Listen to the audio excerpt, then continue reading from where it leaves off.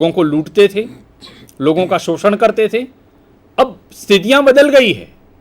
जो उस समय का शोषक था, शोषित था सॉरी, वही आज शोषक बनकर आया है। छोटे छोटे छुटभैया नेता बन गए हैं, गुंडे बन गए हैं और लोगों का शोषण कर रहे हैं। तो परिस्थितियां जो है आम जनता के लिए परिस्थितियां कुछ नहीं बदली है। खास करके पंचायती राज आने के बाद गांव में राजनीति ने प्रवेश कर लिया है और राजनीति ने गांव के वातावरण को दूषित कर लिया है। कई विषयों को एक साथ समेटने का प्रयास शिव प्रसाद सिंह ने किया है। एक तरफ विपिन और पुष्पा की प्रेम कहानी भी चलती है। पुष्पा को बहुत विपिन चाहता है, पुष्पा भी उसे चाहती है, लेकिन चूंकि अपने प्रेम का जो है उस तरह से सार्वजनिक तौर पर वो स्वीकार नहीं कर पाता, परिणाम स्वरूप पुष्पा को किसी दुहाजी से ब्याह दी जाती है। एक तरफ विपिन के ही बड़े भाई बुजारत सिंह, जो एक खलनायक है, एक तरह से नकारात्मक चरित्र है, जो गांव की हर मतलब बहुओं बेटियों के तरफ नज़र उठाकर देखते हैं, उनका अपमान करने की कोशिश करते हैं। दूसरी तरफ विपिन है, जो इन सारी चीज़ों में नहीं मानता, बावजूद इसके अपने भाई का वो विरोध भी नहीं कर पाता। जयपाल सिंह का एक समय इतना गांव में वर्चस्व था कि हर चीज़ उनके द्वारा ही होती थी, उनके द्वारा संचालित होती थी। लेकिन आज चूँकि आज वो चीज़ रही नहीं है, उनका संचालन नहीं रहा।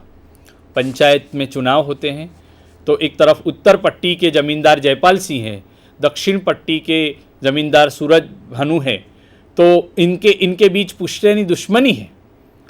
तो जयपाल सिंह स्वयं अब चुनाव जीत सके ऐसी स्थिति में नहीं है, लेकिन वो चुनाव जीतने के लिए चुनाव नहीं लड़ते, लेकिन अपने दुश्मन को हराने के लिए चुनाव लड़ते हैं। और इस तरह से वो अहीर टोली के जो मुखिया थे सुखदेव, उनको वो पंचायत का मुखिया बनाते हैं, चुनाव जिताते हैं। तो इस तरह की बातें जो है खास करके गाँवों में जो आई हैं स्वतंत्रता के बाद, इसकी बात जो है व्यापक फलक पर शिव प्रसाद सिंह करते हैं। एक समय ऐसा था जब हिंदू मुस्लिम जो है वो कंधे से कंधे मिलाकर एक दूसरे के तीज त्योहारों में हिस्सा लेते थे, कहीं जो भेदभाव नहीं था। लेकिन स्वतंत्रता के बाद यहाँ भी खोट आई है रिश्तों में। यहाँ एक खलील का चरित्र आया है, बड़ा महत्वपूर्ण चरित्र है, और उसको भी खास करके हमारे सामने रखने का प्रयास किया है। तो बड़े पैमाने पर कई चीज़ों को समेटने का प्रयास शिव प्रसाद सिंह उस उपन्यास में करते हैं।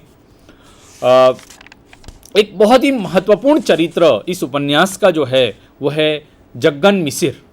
मैंने जब इस उपन्यास को पढ़ा तो मुझे ऐसा लगा कि जग्गन मिसिर जो है वो उपन्यासकार के विचारों का प्रतिनिधित्व करने वाला चरित्र है। उपन्यासकार को जो कुछ कहना है वो उन्होंने जग्गन मिसिर के द्वारा कहलवाया है। ये उपन्यास खास करके उनकी ही भाषा में अगर हम कहें, जग्गन मिसिर एक जगह कहते हैं कि स्वतंत्रता के बाद गांव की स्थिति क्या है। तो गांव में रहते हैं वे जो यहाँ रहना नहीं चाहते पर कहीं जा नहीं पाते। वही लोग रहते हैं जो यहाँ वास्तव में रहना नहीं चाहते, पर उनकी मजबूरी है, वो कहीं जा नहीं सकते, इसलिए उन्हें इस गांव में रहना पड़ता है। और गांव से जाते हैं वे लोग जो रहना तो इसी गांव में चाहते हैं लेकिन रह नहीं पाते। बड़ी विचित्र स्थिति है ये। और हम देखते हैं कि विपिन पढ़ लिख कर ये सोचता है कि मैं अपने ही गांव में रहूँगा, इतिहास से एमए करने के बाद मैं अपने ही गांव में विकास का कार्य करूँगा। एक तरफ डॉक्टर देवनाथ है, वो भी डॉक्टरी की पढ़ाई करने के बाद वो सोचता है कि मैं करेता में रहकर अपने गांव के लोगों की सेवा करूँगा। मास्टर शशिकांत है, तो वो सोचता है कि मैं एक आदर्श शिक्षक बन के इसी गांव के बच्चों की सेवा करूंगा। लेकिन तीनों युवा पीढ़ी के लोग, तीनों को अंततः ये निर्णय करना पड़ता है कि वो इस गांव में नहीं रह सकते, उन्हें बाहर जाना पड़ता है। तो कहने का मतलब ये है कि लगभग स्वतंत्रता के बाद जिस तरह से हमारे गांव टूटते जा रहे हैं, जिस तरह से हमारे गांवों से लोग नगरों की तरफ दौड़ रहे हैं, तो ये जो बात है जो इस उपन्यास के केंद्र में है। और इसीलिए उपन्यास के अंत में जग्गन मिसिर जो है वो ये कहते भी हैं कि हमारे गांवों से आजकल एक तरफा रास्ता खुला है, निर्यात, सिर्फ निर्यात, यहाँ से लोग जा रहे हैं। तो ये जो है खास करके गांव टूट रहे हैं और नगर आबाद हो रहे हैं, नगरों की तरफ लोग दौड़ लगा रहे हैं, तो ये स्थिति जो है उसकी बात। हालांकि इसके अलावा भी कई ऐसे विषय हैं, कई ऐसी बातें हैं छोटी छोटी गाँवों की जो शिव प्रसाद सिंह ने इस उपन्यास में हमारे सामने रखने का या इस उपन्यास में समेटने का प्रयास किया है। महाकाव्यात्मक उपन्यास है, कई लोगों ने इस उपन्यास की चर्चा की है। मैं समझता हूँ कि इस उपन्यास पर मात्र चर्चा करनी हो तो काफ़ी समय चाहिए। कई विद्वानों ने इस उपन्यास की तारीफ़ों की है। एक कोटेशन मैं आप लोगों के सामने रखना चाहूँगा। लक्ष्मीकांत वर्मा ने ऐसा कहा है कि भारतीय मानस के वैविध्य का प्रतिनिधित्व करने वाला ये बड़ा ही महत्वपूर्ण उपन्यास है। मैं समझता हूँ कि ये मेरीगंज जैसा उपन्यास नहीं है। ये करेता जो है वो मेरीगंज नहीं है, वो बिहार का एक गांव है जो बिहार में ही होता है, लेकिन करेता जो है वो एक तरह से पूरे भारत का प्रतिनिधित्व करने वाला भारतीय गांव बनकर हमारे सामने उभरता है। और करेता की जो समस्याएं हैं वो एक तरह से पूरे भारत की समस्याएं बनकर हमारे सामने आती है। तो शिव प्रसाद सिंह का पहला महत्वपूर्ण उपन्यास अलग अलग वैतरणी, हर आदमी की अपनी अलग अलग वैतरणी, हर आदमी की अपनी अलग अलग पीड़ा है, इसको हमारे सामने, या हर जाति की अपनी अलग अलग पीड़ा है, इसको हमारे सामने रखने का सार्थक प्रयास मैं समझता हूँ कि शिव प्रसाद सिंह ने किया है। समय की हमारे पास मर्यादा है। मैं मेरे साथी मित्र डॉक्टर भरत पटेल से निवेदन करूँगा कि अब दूसरे जो उपन्यास है शिव प्रसाद सिंह के, उन पर वो अपनी बात को आगे बढ़ाएं। तो डॉक्टर भरत भाई पटेल। नमस्कार। मेरे विद्वान मित्र प्रोफेसर नियाज भाई ने शिव प्रसाद सिंह के अलग अलग वैतरणी उपन्यास पर प्रकाश डाला। ये उपन्यास उस गांव की कहानी है जो पूरे भारत का एक प्रतीक बनकर उभर आया है। आज़ादी के बाद भारतीय गांवों की जो स्थिति थी, उस गांव का चितार परम मित्र नियाज भाई ने प्रस्तुत किया।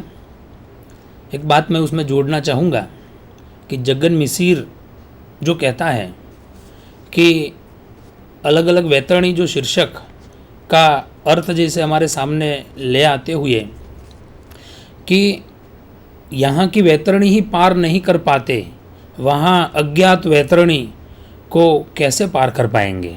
यानी ये जीवन रूपी जो पाप की नदियाँ बही जा रही है, उन्हीं में हम उलझे हुए हैं। तो ये एक विचार को, उस समय के समाज को केंद्रीय बनाकर जिस गांव का जीवन वो जिए थे, उसको शिव प्रसाद सिंह ने प्रस्तुत करने का प्रयत्न किया। लेकिन फिर वो उस गांव की कहानी नहीं कह पाए जो अलग अलग वैतरणी में कही है। और कहते भी है कि उसी उपन्यास के जरिए वो दुनिया के सामने आ गए थे, एक बड़े कथाकार के रूप में उभर कर आए थे। इसके अलावा उन्होंने कई वैविध्य सभर उपन्यास लिखे हैं। दूसरा उपन्यास वो जो लेकर आए, गली आगे मुड़ती है। अलग अलग वैतरणी उस गांव की कहानी है जो करेता नामक गांव है। और कहते हैं कि करेता की ठनक पूरे विश्व ने सुनी। और बहुत सारी भाषाओं में इनके उपन्यासों के अनुवाद भी हुए हैं, कहानियों के अनुवाद भी हुए हैं। और इसका मतलब यह है कि ये पूरे विश्व के द्वारा इनके विचारों का स्वीकार है। और इतना ही नहीं है, क्योंकि लेखक या कथाकार जो अपनी बात करता है, सिर्फ अपने युग की बात नहीं करता है, युग के माध्यम से युगों की बात करता है, मानव मात्र के संवेदन की बात करता है। वह संवेदन सिर्फ करेता का नहीं है और न करेता के लोगों का है, ये पूरे विश्व का संवेदन है जो उनकी लेखनी के द्वारा प्रस्तुत हुआ है। दूसरा उनका जो उपन्यास आया, गली आगे मूर्ति है, मैं वो काशी को केंद्रित बना दिया। एक और बताया है कि गांव से लोग शहर जाते हैं। अब यहाँ पर अंत में रामानंद तिवारी वो पलायन कर जाता है और शहर से भागता है। अब कभी कभार सोचते हैं कि गांव से शहर भागना और शहर से फिर भागने वाली बात, यही उपन्यास है जो आपके सामने है, गली आगे मुड़ती है। इस उपन्यास के जरिए रामानंद तिवारी जैसे एक चरित्र को उठाकर जैसे प्रत्येक गली को वो देखने का प्रयत्न करते हैं। काशी की गलियों में घूमता हुआ रामानंद तिवारी, वैसे तो शिव प्रसाद सिंह का प्रतिनिधित्व करता है, लेकिन फिर भी ऐसा लगता है, क्योंकि जैसे गलिया अलग अलग वैतरणी के अंतर्गत विपिन प्रतिनिधित्व करता हुआ नजर आता हुआ भी जग्गन मिसिर उसके मूल माध्यम बन जाते हैं, वैसे यहाँ पर भी वो प्रतिनिधित्व करते हुए भी हरिमंगल ही उनके विचारों का आधार बन जाता है, जो अपने आप को सर्वस्व न्यौछावर कर देता है उसी काशी में, उसी काशी के युवा आक्रोश को कंट्रोल करने का प्रयत्न भी करता है और उसी प्रयत्न में उसकी हत्या भी हो जाती है। तो गली आगे मूर्ति है। इसके अलावा भी बहुत सारे उपन्यास उन्होंने लिखे। नीला चांद नामक जो उनका उपन्यास आया, जिसको बिरला फाउंडेशन के द्वारा व्यास सम्मान पुरस्कार मिला, शारदा सम्मान भी मिला है, उन्होंने साहित्य अकादमी पुरस्कार भी जैसे वो पा सके हैं। इसके अलावा देव पुरस्कार जैसे पुरस्कार भी उनको मिले हैं। तो शिव प्रसाद सिंह ने नीला चांद लिखा। नीला चांद के बाद शैलूष नामक उपन्यास ले आए, उसके बाद फिर औरत नामक उपन्यास ले आए हैं, फिर दो जैसे भारतीय इतिहास की कहानी कहने का प्रयत्न कहते हुए, यानी मुगलों के आक्रमण या आक्रांताओं के बाद वाला या आक्रमण के समय का भारत और आक्रमण के बाद दिल्ली में जो स्थायी वो हुए और उसके बाद की कहानी कहने वाले एक उपन्यास का जिसका नाम था हनोज दिल्ली दूरस्थ, उसको फिर उन्होंने दो विभागों में बांटकर हमारे सामने रखना चाहा है, कुहरे में युद्ध और दिल्ली दूर है।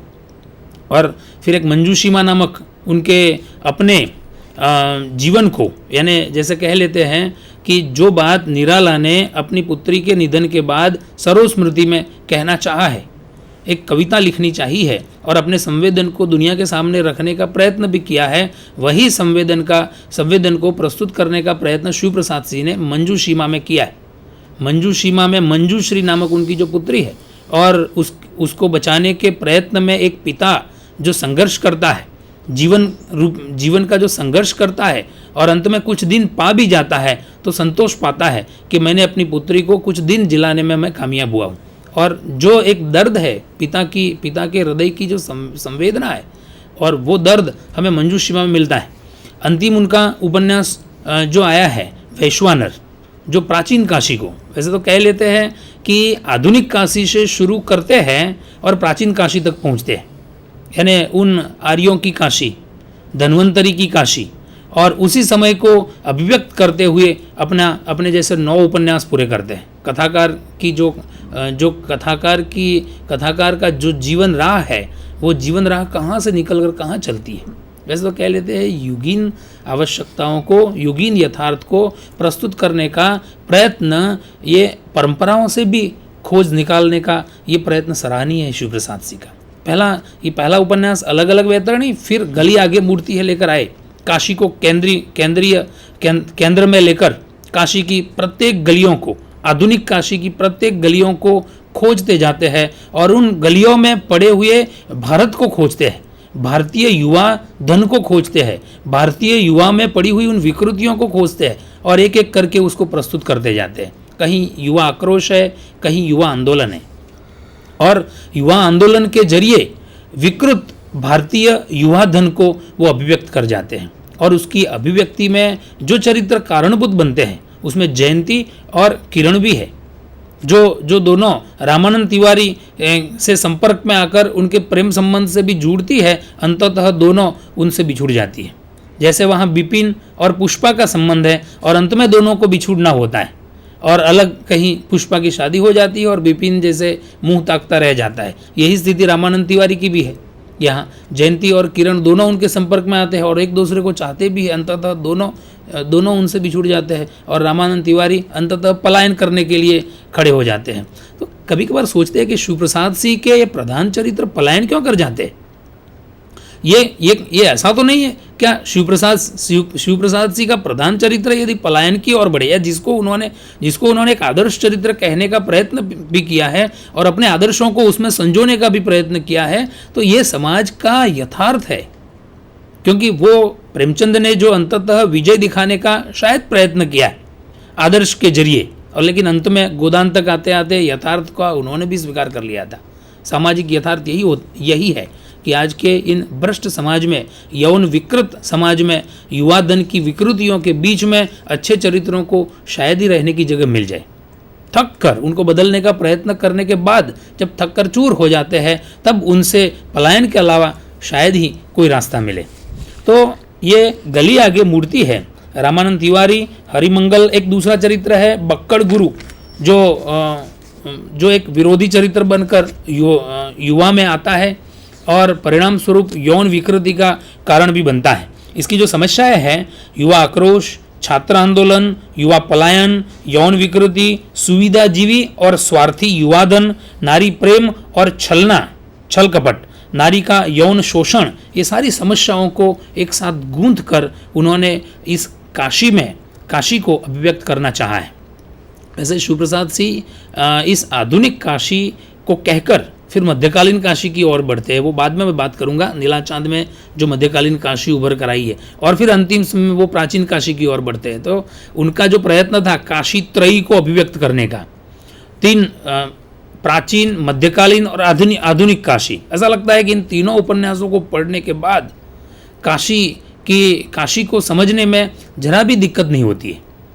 हर किसी आदमी या हर किसी विद्यार्थी या छात्र को यदि ये उपन्यास एक बार पढ़ लेता है तो फिर काशी को या वाराणसी को समझने में जरा भी दिक्कत होती नहीं है। और यही शायद उनका प्रयत्न रहा होगा। और उन काशी के जरिए जो काशी शिव की काशी कहलाती है, जो काशी पौराणिक काशी कहलाती है, और उसी काशी में आज युवा धन किस राह का राही बना है और आक्रोश में भी कैसी विकृतियां पड़ी हुई है। देश को बदलने का, राष्ट्र को बदलने का, एक विचार को प्रस्तुत करने का, समाज की सार्थकता को सिद्ध करने का शायद ही उन आक्रोश में प्रयत्न रहा हो। जाने अनजाने वो विकृतियों को ही जैसे अभिव्यक्त करते हैं। ये बात वो गली आगे मूर्ति है के अंतर बताते हैं। छात्र आंदोलन और युवा आक्रोश की बात करने का प्रयत्न करते हुए जमुना कहता है कि तुम्हारे दोस्त सब जो पढ़े लिखे विद्वान होकर भोग, गांजा, अफीम, चरस, शराब पीते और दूध पड़े रहते, वो पलायन नहीं है